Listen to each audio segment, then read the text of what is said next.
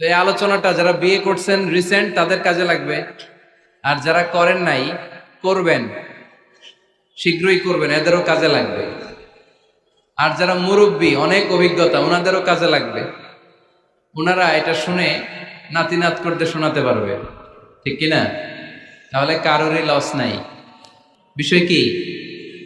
কথা বলে না। দম্পতি বুঝেন? বুঝেন? স্বামী আর স্ত্রী বানায় যেজন মিস্ত্রি, সে বড় আজব কারিগর ও মনরে সে বড় কঠিন কারিগর, ঠিক কিনা? পৃথিবীর প্রথম দম্পতি হচ্ছে সাইয়েদনা আদম আলাইহিস সালাম আর হাওয়া আলাইহাস সালাম। পৃথিবীর প্রথম স্বামী আদম আলাইহিস সালাম, প্রথম স্ত্রী হাওয়া আলাইহাস সালাম। ওয়া কুলনা ইয়া আদম উসকুন আনতা ওয়া যাওজুকাল জান্নাহ। আল্লাহ বললেন, আদম তুমি আর তোমার জোড়া বা তোমার স্ত্রী দুজনে মিলে জান্নাতে থাকো। তাহলে ওনারা ছিলেন স্বামী আর স্ত্রী, ঠিক কিনা? তাহলে এই দাম্পত্য সম্পর্কটা এটা জান্নাতি সম্পর্ক। কি সম্পর্ক?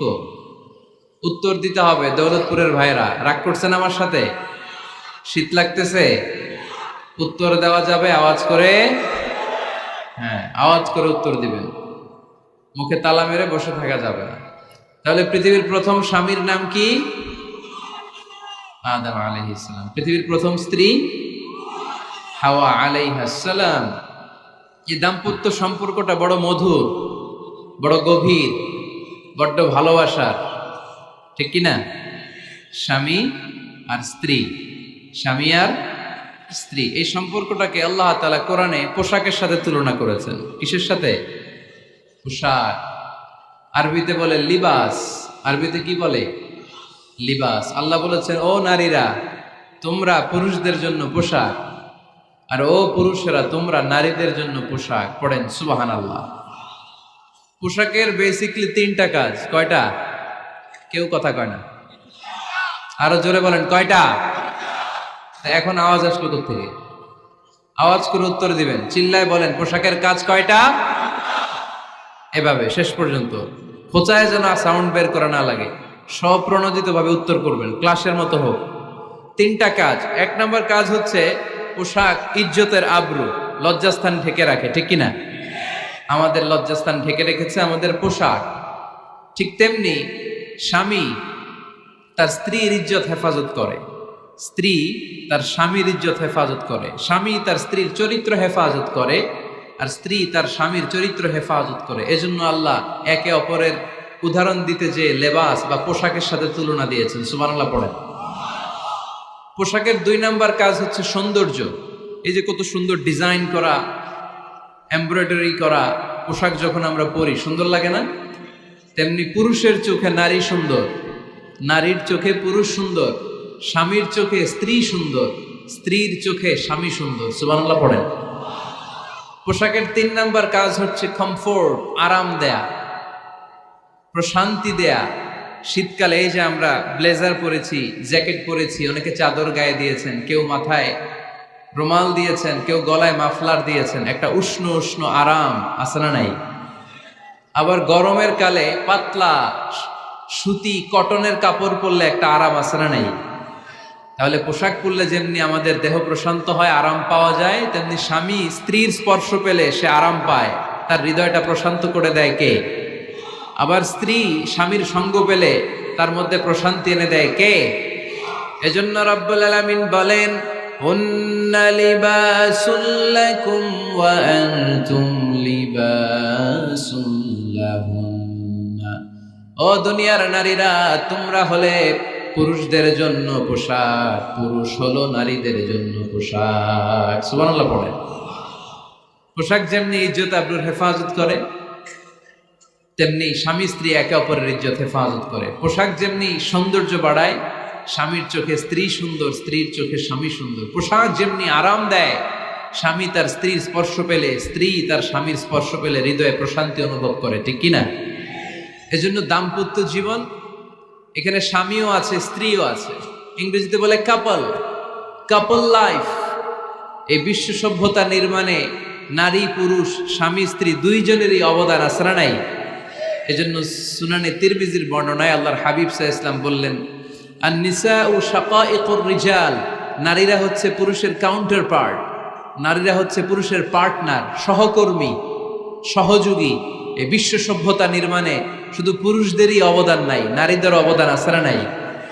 এজন্য কাজী নজরুল ইসলাম অসাধারণ লিখেছে, এ বিশ্বে যা কিছু মহান চিরকল্যাণকর, অর্ধেক তার করিয়াছে নারী, অর্ধেক তার নর।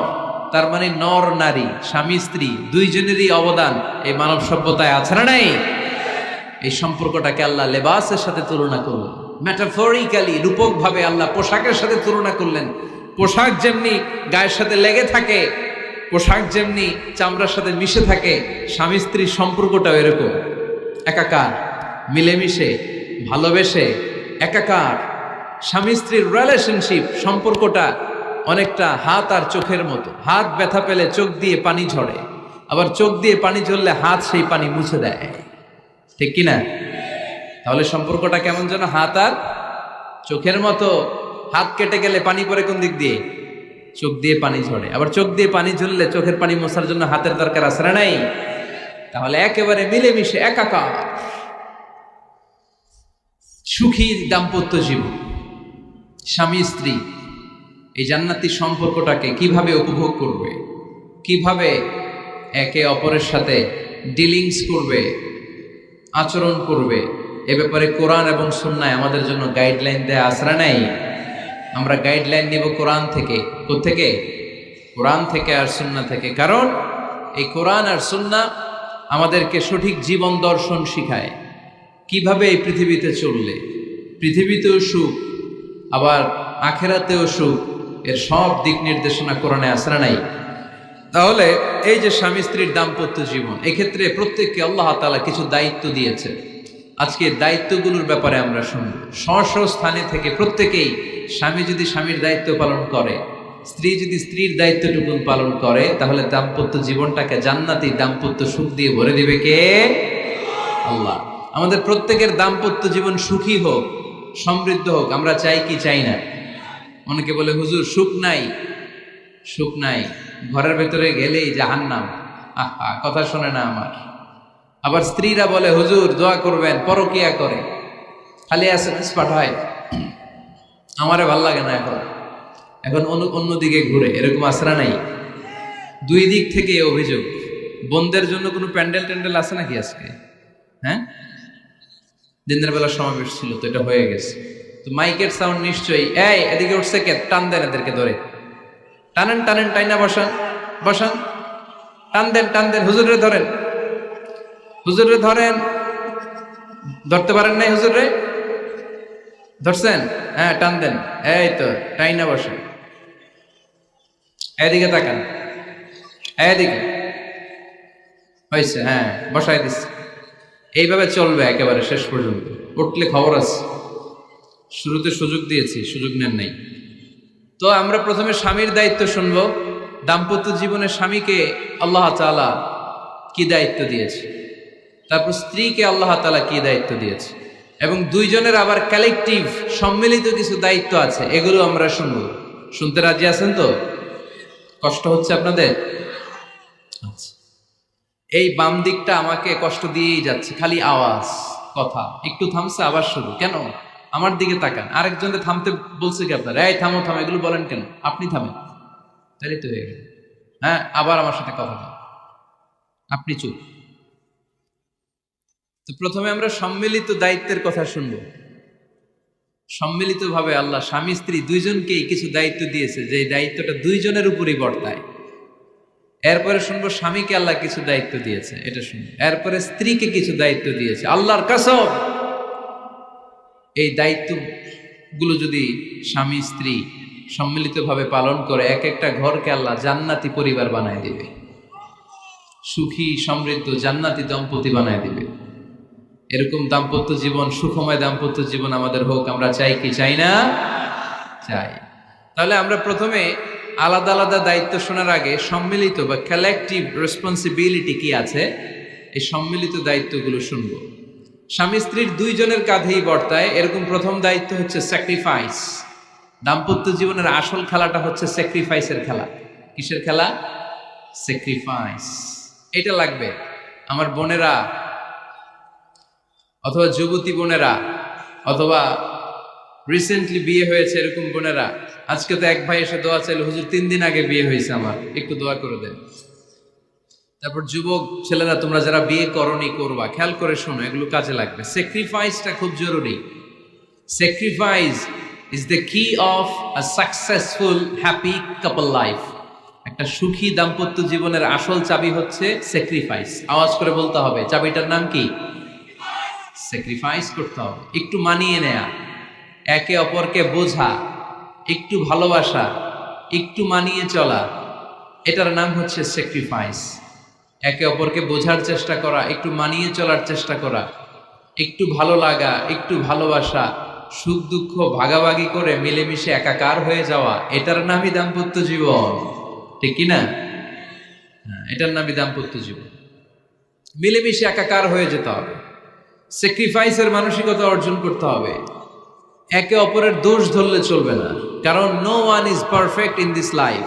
আপনি যে আপনার বউয়ের দোষ ধরতেছেন, আপনার দোষ নাই? কথা বলেন না কেন? আপনারও দোষ আছে না নাই? তো লিস্ট 2 ভাবে করা যায়, একটা হচ্ছে দোষের লিস্ট, আর একটা হচ্ছে গুণের লিস্ট। দোষের লিস্ট বাদ দিয়ে দেন। আপনার স্ত্রীর মধ্যে আল্লাহ তাআলা কি কি গুণ দিয়েছে, এই গুণগুলোর লিস্ট করুন, দোষের লিস্ট নয়। দাম্পত্য জীবনটাই এমন, কখনো ঝগড়া, কখনো হাসাহাসি, কখনো মেঘ, কখনো বৃষ্টি, আছে না নাই? হয় না এরকম? আপস এন্ড ডাউনস, মাঝে মাঝে একটু ঝগড়া, মাঝে মাঝে আবার ভালোবাসা, আবার খুনসুটি, এগুলো মিলেমিশে একাকার করে স্যাক্রিফাইস দিয়ে একে অপরকে জয় করে নিতে হয়। কারণ no one is perfect in this world. এই পৃথিবীতে কেউই পারফেক্ট না। আপনি আপনার বউয়ের দোষ খুঁজলে আপনারও দোষ আছে না নাই? কেউ দোষমুক্ত নয়।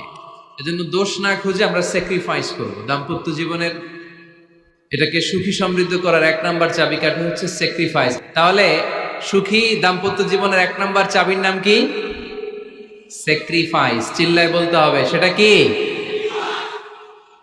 তাহলে হাজব্যান্ড ওয়াইফ দুইজনেই স্যাক্রিফাইস করবেন। দাম্পত্য জীবনকে সুখী করার 2 নাম্বার কালেকটিভ ফর্মুলা হচ্ছে ঝগড়া করা যাবে না। ঝগড়া আপনারা করেন নাকি ভাবির সাথে? ভাবির সাথে ঝগড়া করেন কে কে? দেখি হাত তোলেন।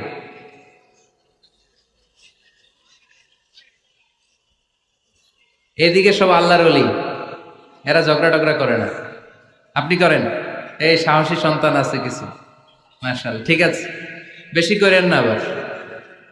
হ্যাঁ ঠিক আছে, ঠিক আছে, তোমরাও করো, বুঝছি, আপনারাও করেন। ওকে, না ঝগড়া করা যাবে না। একজন ঝগড়া শুরু করলে আরেকজন চুপ থাকতে হবে। দুইজনই ঝগড়া করলে, দুইজন রেগে গেলে ঝামেলা আসরা নাই। স্বামী রেগে গেলে স্ত্রী চুপ, স্ত্রী কখনো রেগে গেলে স্বামী চুপ, দুইজনই রেগে গেলে তৃতীয় বিশ্বযুদ্ধ, ঠিক কিনা? এই জন্য ঝগড়া করতে দেয়া যাবে না। কারণ এই ঝগড়া, সামান্য ঝগড়া থেকে এই ঝগড়া বাড়তে বাড়তে এটা বিচ্ছেদের দিকে গড়ায়, ডিভোর্স হয়ে যায়। এরকম কত কেস যে আমার কাছে আসে, কত কেস যে আমার কাছে আসে যে হুজুর ছোট্ট ঝগড়া থেকে আমাদের মধ্যে ঝগড়া বাড়তে বাড়তে ইগো প্রবলেমের কারণে বিচ্ছেদে গড়ায়। আর এই ঝগড়া একটু শুরু হলে ইবলিস শয়তানের কাজ হচ্ছে পালে বাতাস দেয়। কি দেয়? পালে বাতাস পেলে এটা দাউ দাউ করে উঁচু হয়ে ওঠে। আগুনের মধ্যে যেমনি কেরোসিন ঢাললে দাউ দাউ করে জ্বলে, সামান্য ঝগড়ার ছোতা পেলে ইবলিস শয়তান খালি দাউ দাউ করে এই ঝগড়ার আগুনকে জ্বালিয়ে দেয়, ঠিক কিনা? এই জন্য ঝগড়া করবেন না, মেহরবানি করে ঝগড়া শুরু করবেন না। যে কোনো মূল্যে এই ঝগড়াকে থামায় রাখতে হবে। তো ফ্যামিলিতে ঝগড়া অনেক সময় হয়ে যায়, কিন্তু একজন ঝগড়া করলে আরেকজন চুপ থাকতে হবে। ঝগড়া নিয়ে একটা মজার গল্প আছে, শুনবেন? বিশৃঙ্খলা করলে তো গল্প শোনানো যাবে না, একেবারে চুপ। আমার দিকে তাকান, তাকিয়েছেন? ঝগড়া নিয়ে যে গল্পটা, সেটা হচ্ছে এক স্বামী ওয়াজ শুনে বাড়িতে গেছে রাত 11টায়। বাড়ির কাছাকাছি যেতে না যেতে স্ত্রীর আবার স্বভাব হচ্ছে রাতের খাবারটা স্বামীর সাথে একসাথে খায়, আলাদা খায় না। তো বাড়ির সামনে যেই স্বামী ফোন দিছে ওয়াইফকে, এই শুরু করার আগে দরজাটা খোলো, আমি চলে আসছি। তো ওয়াইফ এসে দরজা খুলে দিছে। এবার স্বামী ঘরে ঢুকে বলে, শুরু করার আগে রাতের খাবারটা দিয়ে দাও টেবিলে, খেয়ে ফেলি। স্ত্রী বেচারি ডাইনিং টেবিলে খাবার দিয়েছে, হাজবেন্ড বেচারা ওয়াশরুম থেকে ফ্রেশ হয়ে ডাইনিং টেবিলে বসেছে, স্ত্রীও বসেছে। তো খুব বড্ড গরম। হাজবেন্ড বলে শুরু করার আগে ফ্যানটা ছাড়ো। এইবার তো স্ত্রী বেচারি রেগে মেগে আগুন, কি আসার পর থেকে শুরু করার আগে কি শুরু করার আগে? হাজবেন্ড বলে এই তো শুরু হয়ে গেল। মানে কি? ঝগড়া। মানে কি? ঝগড়া। প্রিয় ভাইয়েরা, ঝগড়া করবেন না। স্বামী রেগে গেলে স্ত্রী চুপ থাকবেন, স্ত্রী রেগে গেলে স্বামী চুপ থাকবেন। কারণ সহিহ মুসলিমে এসেছে, ইন্না ইবলিসা ইয়াদাউ আরশাহু আলাল মা। ইবলিস শয়তান তার সিংহাসন গেড়েছে সাগরের উপর। কোথায়? ইবলিসের সিংহাসন কোথায়? সাগরের উপর। সুম্মা ইয়াবআসু সারায়াহু, সে প্রতিদিন সকালবেলা তার সাঙ্গপাঙ্গরে গোটা পৃথিবীতে পাঠায়, যা পৃথিবীতে ফাসাদ সৃষ্টি কর।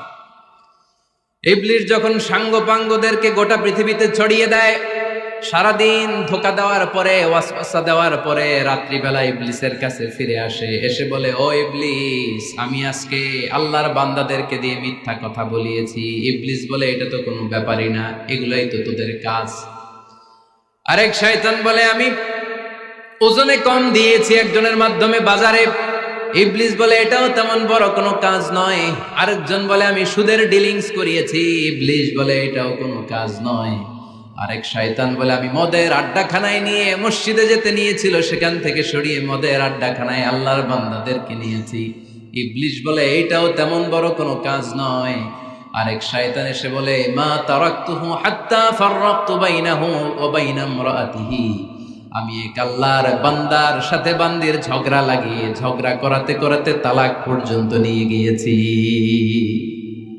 মা তারাকতুহু হাত্তা ফাররাকতু বাইনাহু ওয়া বাইনা ইমরাআতিহি, আমি এক ইমানদার পরিবারকে ধ্বংসের শেষ প্রান্তে নিয়ে গিয়েছি। সামান্য ঝগড়ার পরে আমি ওয়াসওয়াসা দিতে দিতে ঝগড়া বাড়াতে বাড়াতে তালাক পর্যন্ত নিয়েছি। ইবলিস বলে, শাবাশ, তুই তো কাজের মতো কাজ করেছিস, আমার কাছে আয়, আমার কাঁধে ওঠ। ইবলিস তখন ওই শয়তানকে কাঁধে নিয়ে নাচতে শুরু করে। নাউজুবিল্লাহ পড়বেন না? এজন্য ইমানদারদের সংসার ভেঙে খান খান হোক, এটা হলে ইবলিস খুশি, আর ইমানদারের পরিবার টিকে থাকলে আমার আল্লাহ খুশি। আমরা কার খুশি চাই? এজন্য শয়তানরে খুশি হতে দেয়া যাবে না। ইমানদারদের পরিবারগুলো ঝগড়ার মাধ্যমে ভেঙে যাক, সব সময় শয়তানের মিশন এটা। আর ইমানদারদের পরিবারগুলো টিকে থাক, এটা আমার আল্লাহ সব সময় চায়। সুবহানাল্লাহ পড়েন। এজন্য দৌলতপুরের ভাইরা, ঝগড়া করবেন না। ঝগড়া কিন্তু নবী রাসূলদের পরিবারেও ছিল, আল্লাহ রাসূল সাল্লাল্লাহু আলাইহি ওয়াসাল্লামের পরিবারেও ঝগড়া ছিল। এটা স্বাভাবিক, দাম্পত্য জীবনের খুব সিম্পল ইস্যু। একজন রাগ করলে আরেকজন থেমে যাবে। পারবেন? কি হলো, পারবেন না? আল্লাহর হাবিব সাল্লাল্লাহু আলাইহি ওয়াসাল্লামের সাথে আম্মা জান আয়েশার ঝগড়া হতো। মজার একটা হাদিস শুনে, সহিহ বুখারীর হাদিস, মুসনাদে আহমদ ইবনে হাম্বলও এসেছে এই হাদিসটা। আম্মা জান আয়েশার সাথে ঝগড়ার পর আম্মা জান আয়েশাও রাগ, আল্লাহ রাসূল সাল্লাল্লাহু আলাইহি ওয়াসাল্লামও রাগ। এখন রাগ মিটানোর দরকার আছে না নাই? আল্লাহ রাসূল সাল্লাল্লাহু আলাইহি ওয়াসাল্লাম বললেন, আয়েশা চলো মিটমাট করে ফেলি। সুবহানাল্লাহ কইবেন না? চলো মিটমাট করি। মিটমাটের জন্য ওমর রে ডাকি। আম্মা জান আয়েশা বলে, না, ওমর গলিফ, ওমর খুব মেজাজওয়ালা, আমার ডর লাগে। তোমার আব্বারে ডাকি। আব্বারে ডাকেন। আব্বারে ডাকেন। খুশি হয়ে গেছেন আম্মা জান আয়েশা রাদিয়াল্লাহু। আবু বকর রাদিয়াল্লাহু চলে আসলেন, দাঁড়ালেন। এবার বিষ্ণু সাল্লাল্লাহু আলাইহি ওয়াসাল্লাম বললেন, তাতাকাল্লিমিন আও আতাকাল্লাম, কি ঘটছে আমাদের মাঝে, তুমি বলবা না আমি বলবো? আম্মা জান আয়েশা বললেন, তাতাকাল্লামু আনতা ওয়ালা তাকুল ইল্লা হাক্কান, আপনিই বলেন, তবে সত্য ছাড়া মিথ্যা বলেন না। আবু বকর রাদিয়াল্লাহু তাআলা আনহু শুনে রেগে গেলেন, কি এ কেমন কথা তোমার? নবীকে উদ্দেশ্য করে তুমি বলছো সত্য ছাড়া মিথ্যা বলবেন না, নবী কখনো মিথ্যা বলবে নাকি? রেগে মেয়ের গায়ে মেরেছে এক চোর খেয়ে আম্মা জান আয়েশা উল্টে পড়ে গেলেন। সাইয়েদনা আবু বকর রাদিয়াল্লাহু তাআলা আনহু রেগে গড়গড় করতে লাগলেন, আবার মারার জন্য উদ্যত হলেন। আম্মা জান আয়েশা রাদিয়াল্লাহু তাআলা আনহু বাঁচার জন্য এবার বিশ্বনবীর পিছনে যে আশ্রয় নিলেন। সুবহানাল্লাহ পড়বেন না? বিশ্বনবী সাইয়েদনা আবু বকরের সামনে দুই হাত মেলে ভেবে দাঁড়িয়ে গেলেন। আল্লাহর হাবিব যখন আম্মা জান আয়েশাকে বাঁচানোর জন্য দুই হাত উঁচু করে দাঁড়িয়ে গেলেন, সাইয়েদনা আবু বকর থেমে গেলেন। সাইয়েদনা আবু বকর এই পরিস্থিতি দেখে ঘর থেকে বের হয়ে ঘরের বাইরে দাঁড়ালেন। এবার আল্লাহ রাসূল সাল্লাল্লাহু আলাইহি ওয়াসাল্লাম আম্মা জান আয়েশাকে তুললেন, বললেন ইয়া আয়েশা কাইফা রাআইতিনি আনকাসতুকি মিনার রাজুল, দেখলা নাকি কেমন করে আমি তোমার বাবার হাত থেকে তোমারে বাঁচালাম। আজকে আমি যদি সামনে দাঁড়িয়ে না বাঁচাতাম তোমার বাবা তোমারে একেবারে মেরেই ফেলতো। সুবহানাল্লাহ পড়ে। দেখছো আয়েশা, আমি বাঁচাইলাম তোমারে, আমার সাথে ঝগড়া করো আমি বাঁচাইলাম। এই কথা শুনে আম্মা জান আয়েশা রাদিয়াল্লাহু তাআলা লজ্জায় পড়ে হেসে দিলেন। সুবহানাল্লাহ পড়বেন না? এত আস্তে সুবহানাল্লাহ। লজ্জায় হেসে দিলেন। বিষ্ণু সাল্লাল্লাহু আলাইহি ওয়াসাল্লাম এবার হেসে দিলেন। দুইজনের হাসাহাসি শুনে বাইরে থেকে আবু বকর রাদিয়াল্লাহু তাআলা আনহু হাসির আওয়াজ শুনে অবাক, কি রে এতক্ষণ যুদ্ধ এখন আবার হাসি কেন? হাসে দেখার জন্য সাইয়েদনা আবু বকর রাদিয়াল্লাহু তাআলা আনহু ঘরের ভেতরে ঢুকলেন। ঢুকে দেখেন আম্মা জান আয়েশাও হাসে, বিশ্বনবীও হাসে, সাইয়েদনা আবু বকর হেসে দিলেন। আরশের উপর থেকে খুশি হয়ে গেলেন কে? এবার সাইয়েদনা আবু বকর বলেন, ইয়া রাসূলুল্লাহ ইয়া হাবিবাল্লাহ আশরিকানি ফি সিলমিকুমা কামা আশরাকতুমানি ফি হারবিকুমা। নবী গো, আপনাদের দুইজনের মধ্যে যুদ্ধ লাগলে যেমনি মিটমাট করার জন্য আপনি আমারে ডাকেন, আপনাদের এই আনন্দ ঘন মুহূর্তগুলোতে শরীক হওয়ার জন্য মাঝে মাঝে আমারে ডাইকে। সুবহানাল্লাহ পড়ো। আপনাদের মধ্যে যুদ্ধ লাগলে সন্ধি করার জন্য যেমনি আমারে ডাকেন, আপনারা যখন আনন্দ ঘন পরিবেশ এরকম খুনসুটি করেন, হাসাহাসিতে মেতে ওঠেন, তখন একটু আমারে রাইখেন। সুবহানাল্লাহ পড়বেন না? দেখেন আল্লাহ রাসূল সাল্লাল্লাহু আলাইহি ওয়াসাল্লাম পৃথিবীর সবচেয়ে শ্রেষ্ঠতম মানুষ। উনাদের পরিবারেও ঝগড়া হতো, কিন্তু এই ঝগড়া কোনোদিন তালাক পর্যন্ত গিয়েছে? কথা বলেন না কেন? আল্লাহর হাবিব সাল্লাল্লাহু আলাইহি ওয়াসাল্লাম তার কোন স্ত্রীকে তালাক দিয়েছেন? প্রায় আম্মা জান আয়েশার সাথে রাগারাগি হতো। আল্লাহর হাবিব সাল্লাল্লাহু আলাইহি ওয়াসাল্লাম বলতেন, আয়েশা কখন তুমি রেগে থাকো সেটাও আমি জানি, কখন তুমি আমার উপর খুশি থাকো সেটাও আমি জানি। ইয়া আয়েশা ইন্নী লা আ'লামু ইযা কুনতি আন্নী রাদিয়া ওয়া ইযা কুনতি আলাইয়া গাদবা। আয়েশা কখন রেগে থাকো তাও বুঝি, কখন খুশি থাকো তাও বুঝি।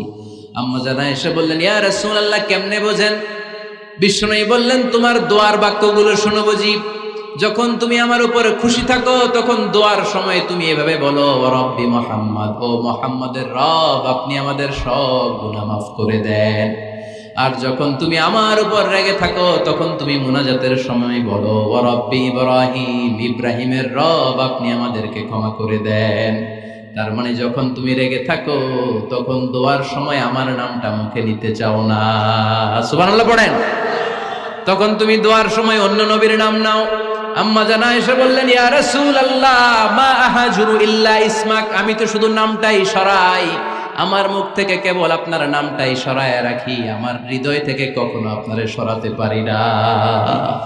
আমার হৃদয় জুড়ে আপনি, মা আহাজুরু ইল্লা ইসমাক। নবী হে, আমি শুধু দোয়ার সময় রাগের মাথায় আপনার নামটা বাদ দেই, হৃদয় থেকে তো আপনারে বাদ দিতে পারি না।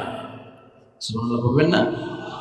তার মানে নবীদের ফ্যামিলি তো ঝগড়া এগুলো হতো, কিন্তু এটা তালাক পর্যন্ত গড়াতো না, ঠিক কিনা?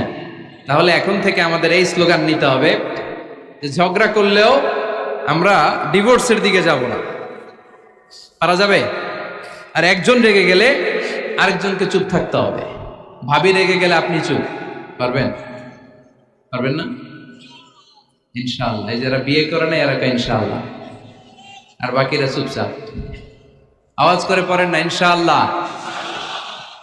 তাহলে প্রথমে স্যাক্রিফাইস, তারপর ঝগড়া করা যাবে না। 3 নাম্বার, দাম্পত্য জীবনের কোনো গোপন কথা অন্যের কাছে শেয়ার করা যাবে না।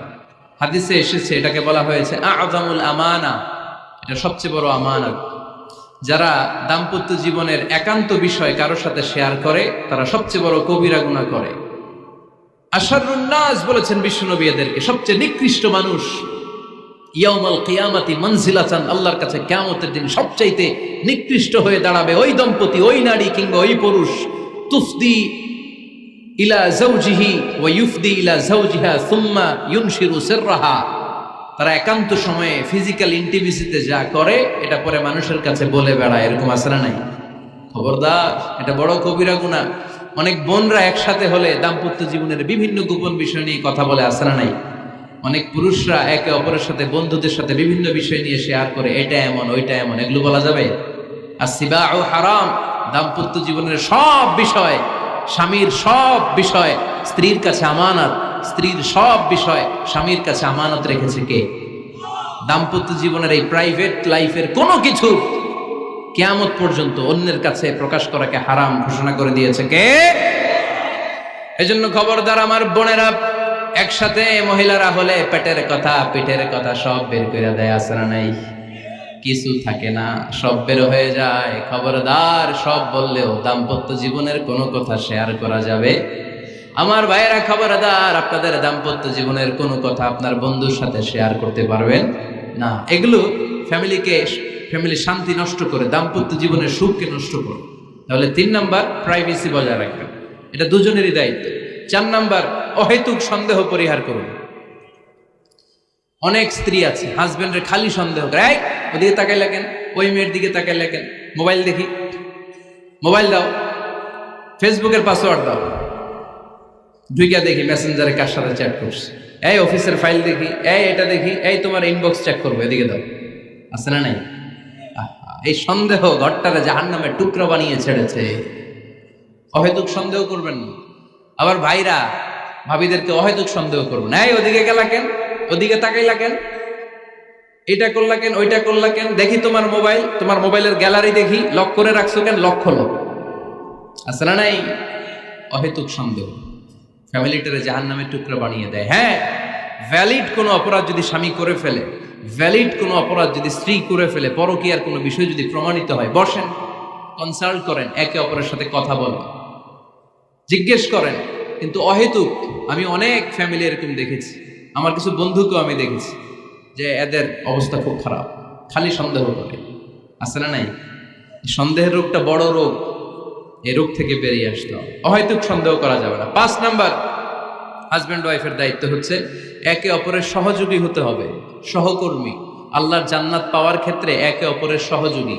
আপনি একা জান্নাতে যাবেন, ভাবি জাহান্নামে, এটা আপনি চান? জি না, আওয়াজ নাই আমগো গলায়। আপনি এটা চান? ভাবি একা জান্নাতে যাবে, আপনি যাবেন না, এটা ভাবি চায়? চায় না। তাহলে গেলে একসাথেই যান না, একসাথেই যান, একসাথেই যাবেন, আলাদা না। এজন্য আল্লাহর আনুগত্যে, আল্লাহর ইবাদতে, দাম্পত্য জীবনে একে অপরের সহযোগী হতে হবে। স্বামী ভুল করলে স্ত্রী সুন্দর করে শুধরে দিবে, স্ত্রী ভুল করলে স্বামী শুধরে দিবে। ফজরের সময় স্ত্রী হাজবেন্ডকে ডেকে দিবে, উঠতে না চাইলে ঠান্ডা পানির ছিটা দিবে। কারণ জান্নাতে একা যাওয়া যাবে না, গেলে দুইজনই যাবে, কথা কয় না? দুইজনেই জান্নাতে যাওয়ার দরকার আছে না নাই? যত বেশি আপনারা আল্লাহর আনুগত্যে আগাতে পারবেন, তত আপনাদের মহাব্বত বাড়ায় দিবে কে? এই যে হাজবেন্ড ওয়াইফের ভালোবাসাটাকে বলে লাভ পিরামিড। কি pyramid? Love pyramid, like triangle, ত্রিভুজ আকৃতির। হাজবেন্ড ওয়াইফের ভালোবাসাটা ত্রিভুজ আকৃতির। The closer the couple comes to Allah, the closer they comes to each other. Husband wife যত বেশি আল্লাহর কাছে যাবে, তারা নিজেরাও নিজেদের তত কাছে যাবে। হাজবেন্ড ওয়াইফ আল্লাহর সম্পর্ক থেকে যত দূরে সরে যাবে, তারা নিজেরাও নিজেদের থেকে তত দূরে সরে যাবে। ঠিক কিনা? ত্রিভুজ চিনেন আপনারা? হ্যাঁ, এই জিওয় কয়েকজন জিওয়, আপনারা ত্রিভুজ চিনেন না? চিনি, জিওয়, ঠিক আছে। ত্রিভুজের কয় কোণা? হ্যাঁ, 3 কোণা। এই যে এরকম লাভ পিরামিড, 3 কোণা। এই উপরের কোণায় আল্লাহর অবস্থান, আর এই কোণায় স্বামী, এই কোণায় স্ত্রী। তো তারা আল্লাহর দিকে যত যাবে, নিজেরাও তত কাছে যাবে। আর তারা আল্লাহর সম্পর্ক থেকে যত দূরে চলে যাবে, নিজেদের মধ্যে দূরত্ব বাড়তে থাকবে। ঠিক কিনা? পিরামিডটা বুঝতে পারছেন? ত্রিভুজ আকৃতির সম্পর্কটা লাভ পিরামিড এরকম, 3 কোণা। উপরের কোণায় থাকে আল্লাহ, এদিকে স্বামী, এদিকে স্ত্রী। তারা যদি আল্লাহর কাছে উভয়ে যেতে চায়, উভয়ে কাছাকাছি আসতেছে না? কথা বলেন না কেন? আর আল্লাহর আনুগত্য ইবাদত থেকে দুইজন যদি দূরে সরে যায়, তাহলে দুজনের দূরত্ব বাড়িয়ে দেয় কে? এজন্য স্বামী হবে স্ত্রীর সহযোগী, সহকর্মী। নামাজের সময় একে অপরকে ডেকে দিবেন, মোবাইলে অ্যালার্ম দিয়ে রাখবেন। স্বামী স্ত্রীর ডাকেন, স্ত্রী স্বামীরে ডাকেন। স্বামী স্ত্রীকে কোরআন তেলাওয়াত শোনাবেন, স্ত্রী স্বামীরে কোরআন তেলাওয়াত শোনাবেন। ফ্যামিলিটারে জান্নাতি ফ্যামিলি বানায় দিবে কে?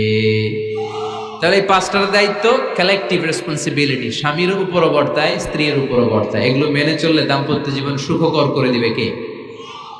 মনোযোগ আছে? কষ্ট হচ্ছে? এবার আমরা হাজবেন্ডের দায়িত্ব শুনব। হাজবেন্ডের প্রথম দায়িত্ব হচ্ছে, হাজবেন্ড হচ্ছে caretaker of the family, incharge, protector. আর রিজালু কাওয়ামুনা আলান নিসা। আল্লাহ বললেন স্বামী হলো তার স্ত্রীর ইনচার্জ, প্রোটেক্টর, স্ত্রীকে সুরক্ষা দিবে, স্ত্রীকে টেক কেয়ার করবে, স্ত্রীর দায়িত্বে থাকবে। এই দাম্পত্য জীবনের দুইজনের সংসারকে, সংসারের মধ্যে স্বামীকে দায়িত্বশীল বানিয়েছে কে? পুরুষ দায়িত্বশীল। পুরুষ কখনো নারীর ক্ষতি করে না, সুপুরুষ নারীর ক্ষতি করে না, ঠিক কিনা? গোটা পুরুষ সমাজ নারী সমাজের সুরক্ষা দিবে। যেগুলো নারীকে একান্তে পেলে রেপ করে, যে ঢাকা বিশ্ববিদ্যালয়ে একটা রেপের ঘটনা ঘটছে না, যে এই বেয়াদবটা এই কাজ করেছে, এটা কি পুরুষ না কুপুরুষ? এটা কি সুপুরুষ না কুপুরুষ? সুপুরুষ নারীর প্রোটেকশন দেয়, নারীর টেক কেয়ার করে, তার ইনচার্জ, তার দায়িত্বশীল। দাম্পত্য জীবনে অর্থনৈতিক যত দায় দায়িত্ব আছে সব আল্লাহ তাআলা পুরুষের কাঁধে দিয়েছে। কার কাঁধে? এই দাম্পত্য লাইফে নারীর কোনো অর্থনৈতিক দায় দায়িত্ব নারীর কাঁধে আল্লাহ দেয় নাই। এজন্য সব অর্থনৈতিক দায়িত্ব পুরুষের ঘাড়ে।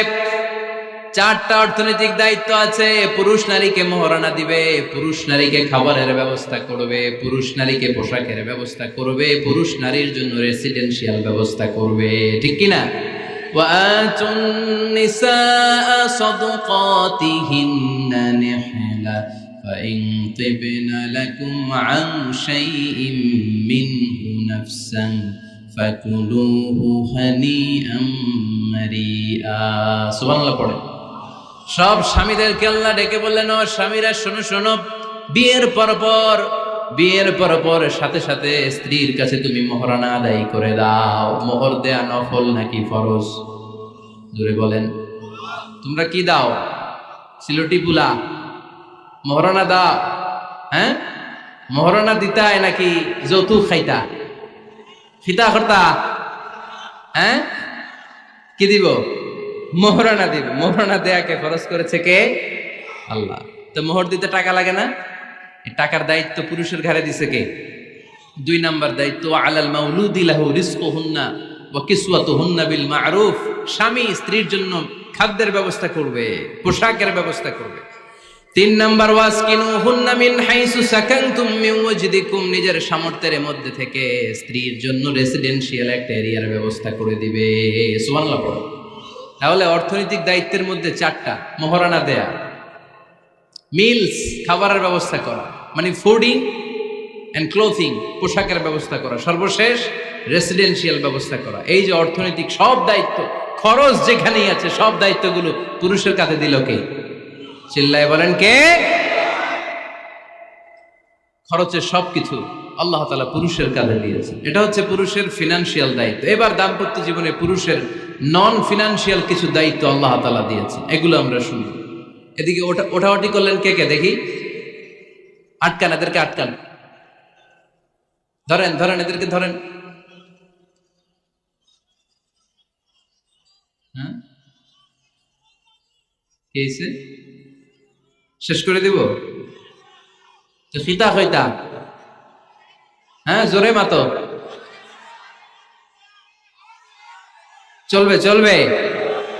হ্যাঁ, তাকবীর পড়েন তো দেখি, যারা চলবে বলতেছেন লিল্লাহি তাকবীর।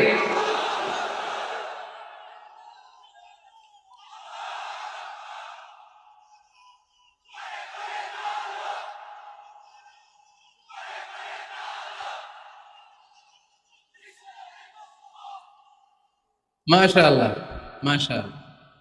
এবার দাম্পত্য জীবনে নন ফিনান্সিয়াল পুরুষের যে দায়িত্ব আছে সেটা আমরা শুনবো। 1 নাম্বার দায়িত্ব হচ্ছে স্বামীর উচিত স্ত্রীর সাথে ভালো আচরণ করা। ভালো আচরণ করেন তো আপনারা? জি হয়। এই শুধু উনি করে, বাকিরা খিতা কর্তা, মারামারি কর্তা নেই, খিতা কর্তা। হ্যাঁ, সালাম দিবেন, স্ত্রীকে কি দিবেন? আল্লাহ বললেন, ওয়া আশিরুহুন্না বিল মা'রুফ। স্ত্রীর সাথে কোমল ভাষায়, ভালো শব্দে, ভালো বাক্যে ভালো কথা বলো। স্ত্রীর সাথে খারাপ আচরণ করো না। স্ত্রীকে দেখলে তুমি মুচকি হাসি দাও। অনেক স্বামী আছে কখনো স্ত্রীকে দেখলে মুচকি হাসি দেয় না, চেহারাটা বাংলা পাসের মতো এরকম করে রাখে, আছে না নাই? দৌলতপুরের লোকের অবশ্য অনেক ভালো, এই যে সবার মুখে হাসি, মুচকি হাসি। হাসেন তো, মুচকি হাসি দেন তো একটা। আওয়াজ করলে মুচকি হাসি হয় নাকি? এটা মুচকি হাসি, দাঁত দেখা যাবে না, সাউন্ড হবে না, শুধু এখানে একটু একটা এক চিলতে হাসির একটা ঝলক করবো, এটার বলে মুচকি হাসি। কানা রাসূলুল্লাহ সাল্লাল্লাহু আলাইহি ওয়াসাল্লাম আকসারু তাবাসসুমান, আল্লাহর হাবিব সাল্লাল্লাহু আলাইহি ওয়াসাল্লাম সব সময় মুচকি হাসতেন। অনেকে আছে চেহারা গোমরা করে রাখে, জীবনেও হাসে না, এরকম আছে না নাই? দেখছেন এরকম আছে? এই এলাকায় তো নাই না? আছে। হাসবেন, হাসবেন। মুচকি হাসতে পয়সা লাগে না, পয়সা লাগে? এজন্য হাসবেন। আল্লাহর হাবিব সাল্লাল্লাহু আলাইহি ওয়াসাল্লাম বলেছেন ফাস্তাউসু বিন-নিসাই খায়রা, নারীর সাথে ভালো আচরণ করো। নারীদেরকে বাঁকা পাঁজরের হাড় দিয়ে তৈরি করা হয়েছে।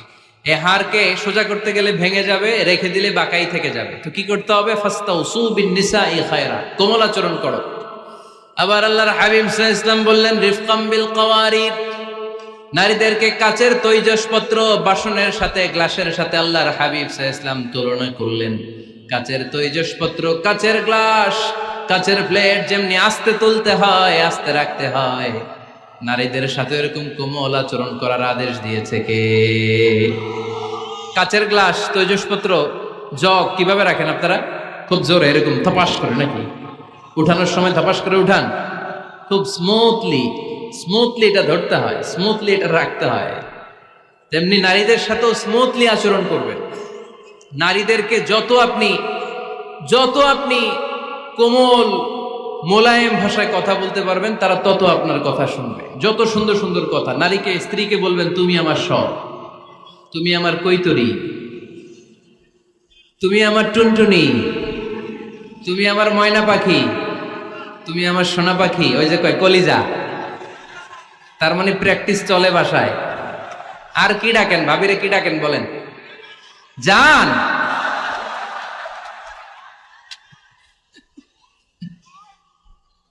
জান ডাকেন। আর ভাবি কি ডাকে আপনাদেরকে? বাবু। কি ডাকে? বাবু ডাকে। আর কি ডাকে? হ্যাঁ, বেবি। পোলাপান কত দুষ্ট দেখছেন? বেবি ডাকে নাকি? স্বামী স্ত্রীর মধ্যে এই সোহাগপূর্ণ, এই ভালোবাসাপূর্ণ এই ডাকাডাকিতে কোনো গুনাহ নাই, আছে সওয়াব। এগুলো দাম্পত্য জীবনকে সুখময় করে, ঠিক কিনা? তাহলে স্ত্রীদের সাথে কোমল আচরণ করতে হবে, 1 নাম্বার দায়িত্ব। 2 নাম্বার দায়িত্ব, স্ত্রীর সেক্সুয়াল ডিজায়ারকে ফুলফিল করতে হবে। সেনসিটিভ, যেগুলো ব্যাখ্যা করে বোঝানো কঠিন। আপনারা বুঝবেন যারা ম্যাচিউরড, মোর দেন 18 ইয়ার্স, যারা 18+ যাদের বয়স, সেক্সুয়াল ডিজায়ার ফুলফিল করা হাদিসে এসেছে, এটা স্বামীর দায়িত্ব।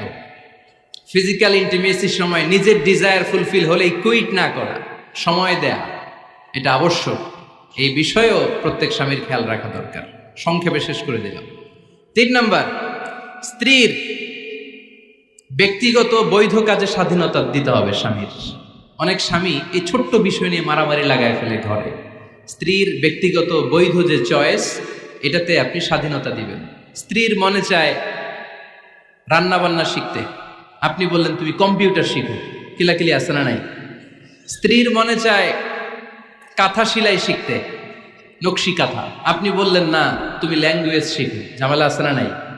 না, প্রত্যেকের আলাদা ব্যক্তিগত রুচি, চাহিদা, মতামতের গুরুত্ব আছে না নাই? এজন্য প্রত্যেক স্বামীর উচিত স্ত্রীর বৈধ ব্যক্তিগত যে কাজ, অবৈধগুলা না। আবার স্ত্রী বলল যে জি বাংলা দেখবো, তুমি একটা টিভি নিয়ে আসো, আনা যাবে? কথা বলেন। স্ত্রী বলল চলো পহেলা বৈশাখে আমরা নাচানাচি করব তুমি আর আমি মিলে, এটা মানা যাবে না। স্ত্রীর ব্যক্তিগত বৈধ কাজের স্বাধীনতা দেয়া। আম্মা জান আয়েশা রাদিয়াল্লাহু তাআলা আনহা বলেন, ওয়া কানা লি সাওয়াহিবু ইয়ালআবনা মাই, বুখারীর বর্ণনা, আমি যখন আল্লাহর হাবিব সাল্লাল্লাহু আলাইহি ওয়াসাল্লামের বাড়িতে বউ হয়ে আসলাম, আমার কিছু খেলার সাথী ছিল। আমি কাপড় দিয়ে পুতুল বানাতাম আর ঘোড়া বানাতাম, এগুলো দিয়ে খেলতাম। আমার সাথীরা আসলে রাসূল সাল্লাল্লাহু আলাইহি ওয়াসাল্লাম ঘরের পর্দা নামিয়ে দিয়ে আমার জন্য ঘরটা ছেড়ে দিত। সুবহানাল্লাহ কইতে পারলেন না? আল্লাহর হাবিব সাল্লাল্লাহু আলাইহি ওয়াসাল্লাম কখনো বলতেন না আয়েশা তোমার বান্ধবীরা যেন ঘরে না আসে, কখনো বলতেন না আয়েশা আমি নবী মানুষ, তুমি নবীর বউ, তুমি কেন পুতুল দিয়ে খেলো, তুমি যেন কাপড় দিয়ে পুতুল বানাও, কেন ঘোড়া বানাও, এগুলো বন্ধ করো। কোনদিন বিশ্বনবী আম্মা জান আয়েশা রাদিয়াল্লাহু তাআলা আনহার পুতুল খেলায় বাদশা দেন নাই, সাথীদের সাথে খেলাধুলায় কখনো বাধা দেন নাই। সুবহানাল্লাহ পড়েন।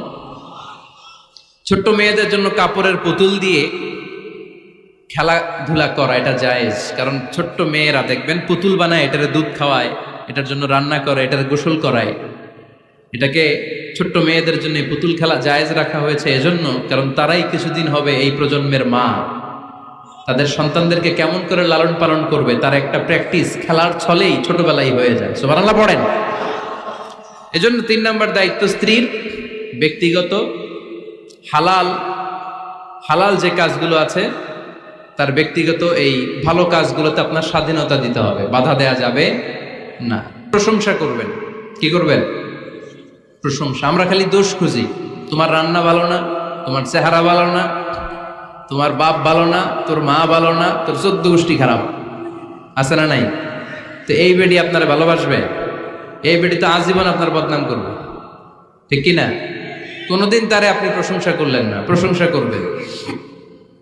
স্ত্রীর চেহারার প্রশংসা করেন, যে তুমি সুন্দর, তুমি সুন্দরী, এরকম বলেন, খুশি হবে না? হ্যাঁ, তুমি সুন্দর তাই চেয়ে থাকি, সে কি মোর অপরাধ? কোনো অপরাধ নাই, ইচ্ছা মতো গাইতে থাকেন স্ত্রীর শানে গান, সব আছে না নাই? তবে শুধু স্ত্রীকে শোনানো যাবে, ভাবিরে শোনানো যাবে, শালীরে শোনানো যাবে, পাশের বাড়ির কাউরে শোনানো যাবে? দেখেন ইসলাম কত চেক এন্ড ব্যালেন্স। স্ত্রীকে আপনি গান শোনান, কোনো গুনাহ নাই, আছে শুধু সওয়াব। তাহলে 4 নম্বর পয়েন্ট হচ্ছে এপ্রিসিয়েশন। সারাদিন এই মহিলাটা ফজরের পর থেকে উঠে ঘর গোছায়, মশারিগুলো খোলে, বিছানা পরিষ্কার করে, বাচ্চাদেরকে ক্লিন করে, স্কুলের টিফিন রেডি করে দেয়, বাচ্চাদেরকে স্কুলে যেতে দেয়, আপনার জন্য খাবার রেডি করে, কাপড় ধোয়, ঘরের সবাইকে দেখভাল করে। একদিনও আপনি তার এপ্রিসিয়েশন করলেন না। এরকম ডাকাইত স্বামী আছে না নাই? দৌলতপুরে নাই, এখানে সব ভালো।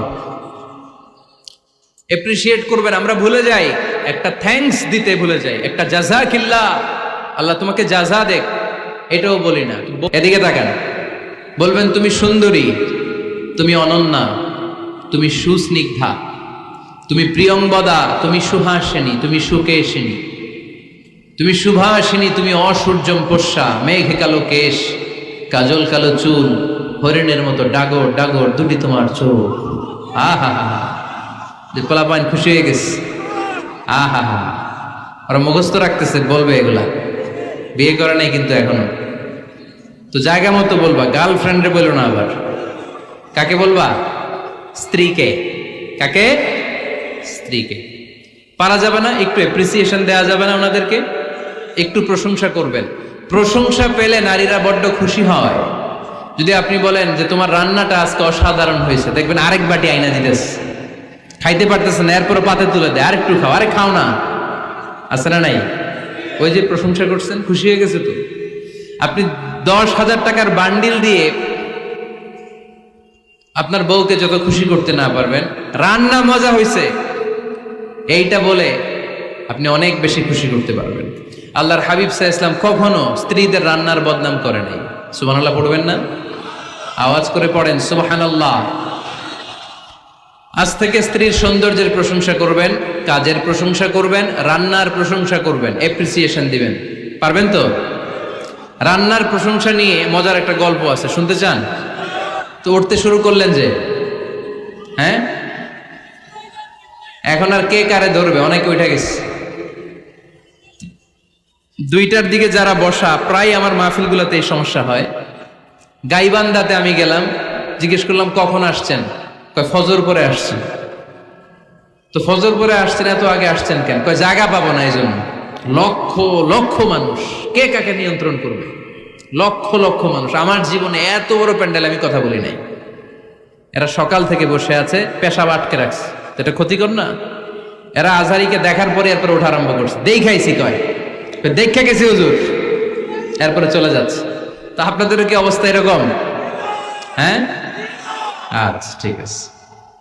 তো রান্নার প্রশংসা নিয়ে যে মজার গল্পটা আপনাদের শোনাতে চাই, এদিকে তাকান, মনোযোগী হন। আমার ওয়াজ শুনে এক লোক মনে মনে নিয়ত করছে যে আয়রে, জীবনে তো রান্নার প্রশংসা করলাম না, আজকে রান্নার প্রশংসা করব। তো মাহফিল শেষে বাসায় গেছে, স্ত্রী তাকে খাবার দিয়েছে, স্বামী খাবার খায় আর মিটি মিটি হাসে। স্ত্রী বলে, এই মাহফিল শুনে আসছো, রাত বাজে 12টা, খাচ্ছ ভালো কথা, হাসো কেন? তো স্বামী বলে, হাসি এর কারণ হচ্ছে তোমার রান্নাটা আজকে এত মজা হয়েছে না জীবনে, আজকে বাড়ায় বাড়ায় পেতেছে তো, জীবনে এত মজার রান্না খাই নাই, রান্না মজা হয়েছে শুই না। স্ত্রী তো রেগে গেছে, কি গত 10 বছর ধরে তোমারে রান্না করে খাওয়াই, একদিনও রান্নার প্রশংসা করলা না, আর আজকে পাশের ঘরের ভাবি একটু গরুর গোশতের তরকারি পাঠাইছিল বাটিতে করে, পাশের ঘরের ভাবি একটু আমাদের বাড়িতে তরকারি পাঠাইছিল, তো ওই তরকারি দিয়েই তোমাকে খাবার দিছি, আজকে রান্না টান্না আমি করি নাই। তো ওই বেটির রান্না তোমার এত ভাল লাগছে, এই 10 বছরে একদিনও কইলা না, আজকে এটা কইলা, খাও খাও, তোমার মজার খাও, আর রান্ধুম না। তো প্রশংসা করলে বুঝে শুনে করবেন, একটু এনশিওর হবেন যে রান্নাটা করছিল কে, তা না হইলে কিন্তু ঘরে চুলায় আগুন জ্বলবে না, টানা রোজা রাখা লাগবে, ঠিক কিনা? তো 4 নাম্বার গেল এপ্রিসিয়েশন, একটু এপ্রিসিয়েশন দিবেন। আল্লাহর হাবিব সব সময় স্ত্রীদের প্রশংসা করতেন। সেই বুখারীর বর্ণনা, আল্লাহর হাবিব বলেন, ইন্না ফাদলা আয়েশা আলান নিসা কাফাদলিস সারিদ আলা সাইরিত তাআম। আরব ভূখণ্ডের মধ্যে সব খাবারের উপরে সারিদ খাবার যেমনি সেরা, দুনিয়ার সব নারীদের মধ্যে আমার আয়েশা তেমনি সেরা। সারিদ একটা খাবার আছে। আমি যখন মিশরে পড়তাম আল আজহার ইউনিভার্সিটিতে, আমাদের ইউনিভার্সিটিতে সরকারের পক্ষ থেকে সরকারিভাবে খাবার দেয়া হতো। আমাদের খাবারের খরচ বহন করতেন ওমানের সুলতান কাবুস। এই গত 3-4 দিন আগে ইন্তেকাল করেছেন, নাম শুনছেন আপনারা? প্রায় 40 বছরেরও বেশি মনে হয়, 45 বছর বা 50 বছরের লম্বা সময় উনি ওমানের প্রেসিডেন্ট ছিলেন। উনি আমাদের খাবারের খরচটা বহন করতেন। কিছুদিন আগে ইন্তেকাল করেছেন। আমরা ওনার জন্য দোয়া করি, আল্লাহ তাআলা এই সুলতান কাবুসের জীবনের গুনাহগুলো মাফ করে নিক, ওনার সমস্ত খেদমত আল্লাহ কবুল করে নিক। তো আমাদের আল আজহার ইউনিভার্সিটির হোস্টেলে ঈদের দিন একটা খাবার দিত, এটার নাম ছিল সারিদ। রুটি আর গোশত এগুলোকে ম্যাশড করে একটা স্তর বানাতো, এটা কেটে কেটে আমাদেরকে দিত, এটাকে বলে সারিদ। আরব দেশে সবচেয়ে দামি খাবার। আমাদের দেশে যেমনি পোলাও, গরুর রেজালা, রোস্ট, এগুলো খুব উন্নত খাবার ধরা হয়, বিয়েতে সার্ভ করা হয়। আরব দেশে ওইটাকে বলে সারিদ, শ্রেষ্ঠ খাবার। আল্লাহর হাবিব বললেন, সব খাবারের মধ্যে যেমনি সারিদ সেরা, নারীকুলের মধ্যে তেমনি আমার আয়েশা সেরা। দেখেন কেমনে এপ্রিসিয়েট করতেন। আম্মা জান আয়েশাকে তিনি সব সময় আদর করে হামায়রা বলে ডাকতেন। হামায়রা মানে লাল সুন্দরী বউ। কি সুন্দরী? আম্মা জান আয়েশা রেগে গেলে গাল দুটো আনার ফলের মতো লাল হয়ে যেত, এজন্য ডাকতেন, ও আমার লাল সুন্দরী বউ। সুবহানাল্লাহ কইতে পারলেন না? আবার আম্মাজান খাদিজাতুল কুবরা তাহেরা রাদিয়াল্লাহু তাআলা আনহার ব্যাপারে বলতেন, ইন্নী ক্বাদ রুজিকতু হুব্বাহা। সহিহ মুসলিমের বর্ণনায় তিনি বলতেন, খাদিজার ভালোবাসা আল্লাহ তাআলা আমার হৃদয়ে রিজিক হিসেবে দিয়েছে। আওয়াজ করে পড়েন আল্লাহু আকবার। তো এইজন্য এপ্রিসিয়েট করবেন। 5 নাম্বার হচ্ছে আপনার ভালোবাসা স্ত্রীকে প্রকাশ করুন। এক ছাদের নিচে আজীবন বসবাস, 20 বছর হয়ে গেছে এদের সংসার, একদিনও মুখ ফুটে বলতে পারে নাই তোমারে ভালোবাসি। পারছেন? হ্যাঁ, কে কে পারছেন? দেখে হাত তোলেন। হাত অর্ধেক তুলে আবার নামায়, ভেজাল আছে, ঠিক কিনা? ভালোবাসি বলছিলেন? কারে বলছিলেন? ভাবিকে না গার্লফ্রেন্ডকে? হ্যাঁ, স্ত্রীকে বলবেন। নিজের স্ত্রীকে বলবেন আই লাভ ইউ। কি বলবেন? কথা বুঝে না বোধহয়। কি বলবেন? সবাই বলেন, কি বলবেন? মুরব্বী একজনও কয় না, কয় এতদিন কইছি না, অহনও কম না। তিরমিজির বর্ণনা দেখেন, বিশ্বনবী যে আই লাভ ইউ বলতো তার দলিল শুনেন। সাহাবারা জিজ্ঞেস করলেন, ইয়া রাসূলুল্লাহ, মান আহাব্বুন নাস ইলাইক, ও নবী কারে সবচেয়ে বেশি ভালোবাসেন? Who do you love the most, নবী কাকে সবচেয়ে বেশি লাভ করেন আপনি? সাহাবারা প্রশ্ন করলেন, এ রাসূলুল্লাহ কাকে লাভ করেন বেশি? আল্লাহর হাবিব সাল্লাল্লাহু আলাইহি ওয়াসাল্লাম বললেন, আয়েশা, আয়েশা রে। সুবহানাল্লাহ কইবেন না? সাহাবারা বললেন, ওমিনার রিজাল, পুরুষদের মধ্যে কারে বেশি পছন্দ করেন? বিশ্বনবী বললেন, আবুহা, আয়েশার বাবা রে। সাইয়েদনা আয়েশা রাদিয়াল্লাহু তাআলা আনহার বাবার নাম কি? আবু বকর। কি নাম? আবু বকর। আল্লাহর হাবিব সাল্লাল্লাহু আলাইহি ওয়াসাল্লাম বললেন, সবচেয়ে বেশি লাভ করি আয়েশাকে। সাহাবারা বললেন, ওমিনার রিজাল, পুরুষদের মধ্যে কারে বেশি লাভ করেন? আল্লাহর হাবিব সাল্লাল্লাহু আলাইহি ওয়াসাল্লাম বললেন, আয়েশার বাবা রে। সুবহানাল্লাহ পড়েন। আম্মা জান আয়েশাকে বিশ্বনবী এত ভালোবাসতেন। আম্মা জান আয়েশা পেয়ালার যেইখানে ঠোঁট লাগিয়ে দুধ পান করতেন, বিশ্বনবী পেয়ালার ওই জায়গাটা খুঁজে খুঁজে ওই জায়গায় ঠোঁট লাগিয়ে দুধ পান করতেন। আম্মা জান আয়েশা রাদিয়াল্লাহু তাআলা না গোশত খেয়ে হাড্ডি চষে হাড্ডিটা রেখে দিলে বিশ্বনবী আম্মা জান আয়েশার চষা হাড্ডিটা মুখে নিয়ে আবার চষতে শুরু করে দিতেন। পড়েন সুবহানাল্লাহ। দুইজন একসাথে এক বালতি থেকে পানি নিয়ে গোসল করতেন। পড়েন আল্লাহু আকবার। তাহলে এভাবে ভালোবাসা প্রকাশ করতে পারবেন তো? 6 নাম্বার স্বামীর দায়িত্ব হচ্ছে গৃহস্থলী ছোটখাটো যে কাজ আছে এই কাজগুলোতে হেল্প করা। আমরা অনেক সময় এগুলোর লজ্জা মনে করি। আল্লাহর হাবিব সাল্লাল্লাহু আলাইহি ওয়াসাল্লাম আমাদের মডেল। আল্লাহর হাবিব সাল্লাল্লাহু আলাইহি ওয়াসাল্লাম ঘরের কাজে সাহায্য করতেন। আপনারা এইভাবে ওঠা শুরু করলেন? হ্যাঁ, বউকা বসেন বসেন বসেন, শেষ করে দিচ্ছি, আর 10 মিনিট বসেন। আল্লাহর হাবিব সাল্লাল্লাহু আলাইহি সাল্লাম ঘরের কাজে সাহায্য করতেন। আপনারা ঘরের কাজে সাহায্য করেন তো? আম্মা জান আয়েশা বলেন, বিশ্বনবী নিজ হাতে জুতা সেলাই করেছেন, নিজ হাতে জামা সেলাই করেছেন।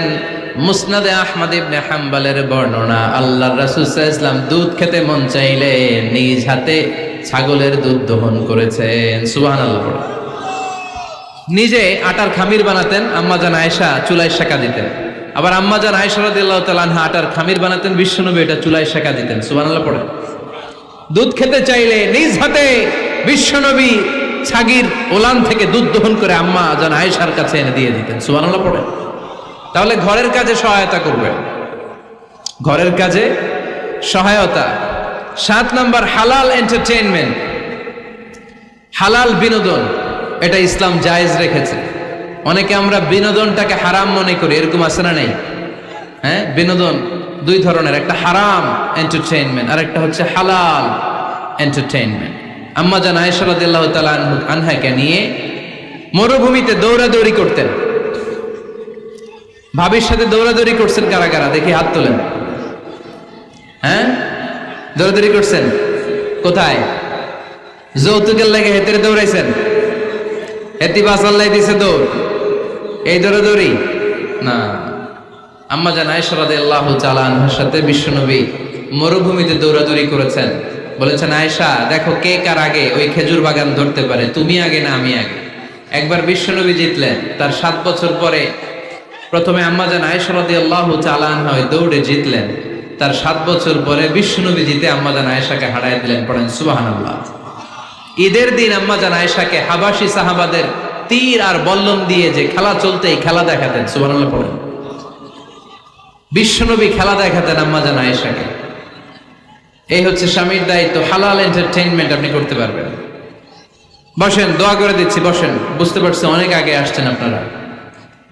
বসেন, বসে যান, এখনই দোয়া হচ্ছে। বসেন বসেন বসেন বসেন, এখনই দোয়া করব। বসে যান, বসে যান। বউকা মাদ্রাসার বিল্ডিং এর কন্ট্রাক্টরের জন্য দোয়া চেয়েছেন, আমরা দোয়া করি আল্লাহ কবুল করুক। আমার ছেলে মেয়ের বিয়ের বয়স হয়ে গেল, পরিবারে বিয়ের কথা বলতে পারি না, লজ্জায়। আহারে কি কষ্ট।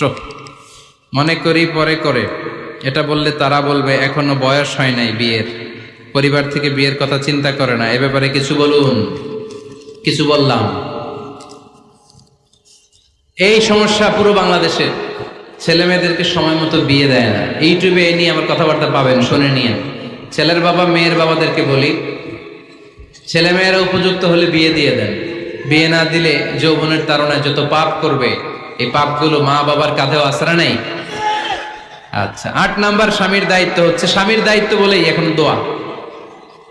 স্ত্রীর মতামতের গুরুত্ব দিবেন। অনেক স্বামী আছে বাজার করতে গেলে নিজের যেটা মন চায় ওইটাই কিনে, আছে না নাই? নিজে গরু খাবে, খাসি খাবে, খালি ওইটাই কিনে। আপনার বউ হয়তো পছন্দ করে আচার, পছন্দ করে জলপাই, আমড়া, এগুলো আনে না, আছে না নাই? খোঁজ খবর নিবে। অনেকে ফ্ল্যাট কিনতে মনে চায়, হুট করে কিনে ফেলে না। ভাবিরে জিজ্ঞেস করবেন কোন দিকে কিনলে ভালো হয়, ওয়াশরুমটা কোন দিকে দিতে হবে, কিচেনটা কোন দিকে দিলে সুবিধা, জানালাগুলো কোথায় দিলে সুবিধা, এগুলো সব ডিসাইড করে নেবেন। এই কারণেই দাম্পত্য জীবনে সুখ নাই। 9 নাম্বার, একসাথে সময় কাটাবেন। 6 মাসের বেশি কোন লোক তার স্ত্রীর অনুমতি ছাড়া বাইরে যে প্রবাস জীবন কাটাতে পারবে না। এদেশের অনেক লোক প্রবাসে সময় কাটায়। 6 মাসের বেশি স্ত্রীকে রেখে দিয়ে কোনো হাজবেন্ড বিদেশে থাকতে পারবে না। সিলেটিরা লন্ডনে থাকে, 6 মাস পরেই আসতে হবে, ঠিক কিনা? সর্বশেষ কথা হচ্ছে, স্ত্রীর জন্য দোয়া করবেন। স্বামীর পক্ষ থেকে স্ত্রীর জন্য দোয়া, এটার গুরুত্ব আছে না নাই? বিশ্বনবী তার স্ত্রীর জন্য দোয়া করতেন। স্ত্রীর জন্য দোয়া করবেন, রব্বানা হাব লানা মিন আজওয়াজিনা ওয়া যুররিয়াতিনা কুররাতা আ'য়ুন ওয়াজআলনা লিল মুত্তাকিনা ইমামা। ও আল্লাহ, আমার স্ত্রীদেরকে, আমার সন্তানদেরকে আমার চক্ষু শীতলকারী বানিয়ে দেন। পড়েন আমিন। আল্লাহ আমার স্ত্রীকে এমন বানান, স্ত্রীকে দেখলেই যেন আমার হৃদয়টা প্রশান্ত হয়, আমার চোখ যেন জুড়িয়ে যায়। এই 10টা দায়িত্ব স্বামীর সুখী দাম্পত্য জীবনের জন্য। স্ত্রীর দায়িত্ব আজকে বলার সুযোগ হলো না, অন্য কোথাও অন্য কোনো মাহফিলে এই বিষয় নিয়ে আলোচনা করব, যে একটা সুখী দাম্পত্য জীবনের জন্য স্ত্রীকে আল্লাহ কি দায়িত্ব দিয়েছে। এই দায়িত্বগুলো আপনারা ইউটিউব থেকে শুনে নেবেন। আপনারা সবাই ভালো থাকুন, সুস্থ থাকুন, সুন্দর থাকুন।